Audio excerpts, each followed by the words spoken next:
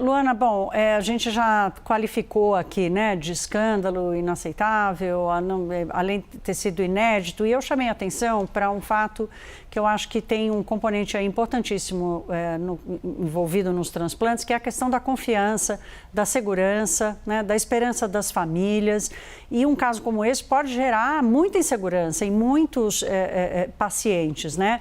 Qual você acha que deve ser agora o cuidado, né, o cuidado das autoridades todas já envolvidas, querendo investigação, para reassegurar essas pessoas de que o Brasil tem um sistema seguro? Eu acho que as autoridades, na verdade, até agiram neste momento, a partir dessa divulgação, com uma assertividade importante para isso, que eu acho que é o mais importante que a gente precisa mencionar. Este incidente, eu vou colocar isso dessa forma neste momento, ele é inédito, né? Nós temos o maior programa de transplante, o maior programa público de transplante do mundo, extremamente bem sucedido, e isso nunca aconteceu, exatamente porque há todo esse processo que você mencionou aí por alto, e que há essa triagem que é tão minuciosa, porque vejam, né, esses pacientes já são pacientes em estado de vulnerabilidade imensa. Então, é preciso que haja todo esse carinho e toda essa competência para lidar com essa circunstância. Então, este momento agora me parece muito mais um incidente pontual e criminoso do que uma falha do sistema propriamente dito. E eu entendo que, para quem veja de fora e conheça pouco esse processo, que isso chame atenção a um ponto que coloque o sistema todo em falha, né? Todo em questionamento, mas é importante dizer que não é isso, não é, o sistema não está em questionamento, ele funciona muito bem, salvamos milhares de vidas todos os anos por conta disso, foi de fato um incidente específico, gravíssimo, e que a gente ainda precisa entender os seus desdobramentos, né? Porque existem muitos outros exames para serem executados nos próximos dias. Não, a gente deu aqui no comecinho dessa edição, Luana, a gente deu que o número de transplantados esse ano passa de 14 mil, acima do que foi no ano passado. Quer dizer, o Brasil tem esse reconhecimento, tem gente, médicos do mundo inteiro, né, se referem ao Brasil como uma referência. Agora, toda vez que acontece um caso desse, também é hora de parar e rever processos, Luana? É sempre o momento de se rever tudo, né? O processo do transplante propriamente dito, isso que você mencionou de novo, é extremamente bem sucedido e é por isso que somos referências para o mundo inteiro. Há sempre oportunidade de melhoria? Sempre, né? E é por isso que a gente tem que olhar para esses sistemas.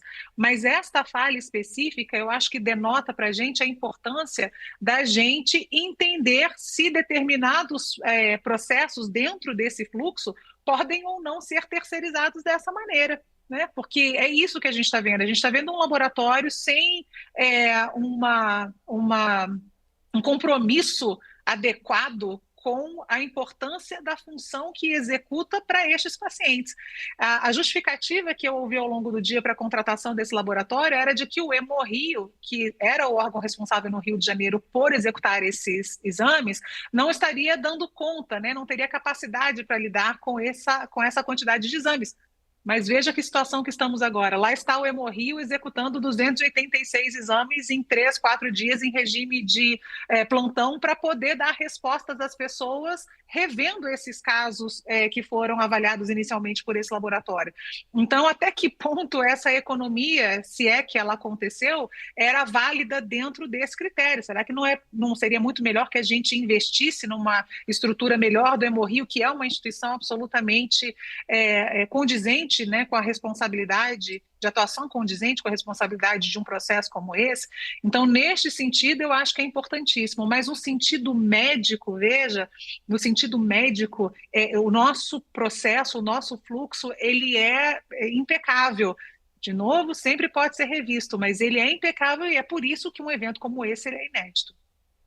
Acaba chamando a atenção, né, e preocupando. Por isso que eu te perguntei, a primeira pergunta foi sobre o temor da população, né? Quer dizer, já toda vez que acontece algum caso envolvendo transplante, sempre surge, muita gente não consegue nem entender, mas está aí, os números estão aí, mostrando mais de 14 mil transplantes em um semestre, mostra a força e a eficiência desse sistema no Brasil. Luana, para a gente terminar, do ponto de vista de quem recebe quem recebe os órgãos, né? Quer dizer, é uma vida que, a partir do transplante, é uma vida que precisa ser acompanhada de perto para sempre, independentemente de qualquer suspeita, né? Na verdade, essas pessoas já têm condições que as levaram para o transplante que já mereciam esse tipo de atenção, né? Depois do transplante, a atenção muda um pouco, porque aquela condição inicial talvez seja resolvida, mas ela passa aquela questão da imunossupressão que o paciente precisa ficar, né? A imunidade precisa cair para que não haja rejeição ao novo órgão. Então, nesse ponto, quando você adiciona uma doença infecciosa, é sempre muito complexo, porque essa doença infecciosa pode se comportar de uma maneira diferente daquela habitual, se ela, por exemplo, infectasse alguém com uma imunidade em níveis normais. Mas não são só essas pessoas que são afetadas, né, Thaís? A gente tem que lembrar, quando a gente fala de uma doença que é sexualmente transmissível, como é o HIV, enquanto essas pessoas não sabem o que está acontecendo com elas podem, inclusive, infectar outras pessoas, os seus parceiros, né? Então, assim, Claro. o impacto de uma situação como essa, ele vai além da questão da infecção dessas pessoas que precisam ser acolhidas pelo sistema agora mais do que nunca, mas as suas famílias, os seus parceiros, isso tudo precisa ter um olhar muito cuidadoso da gestão pública para que essas pessoas tenham, nesse momento agora, a melhor assistência que elas precisam.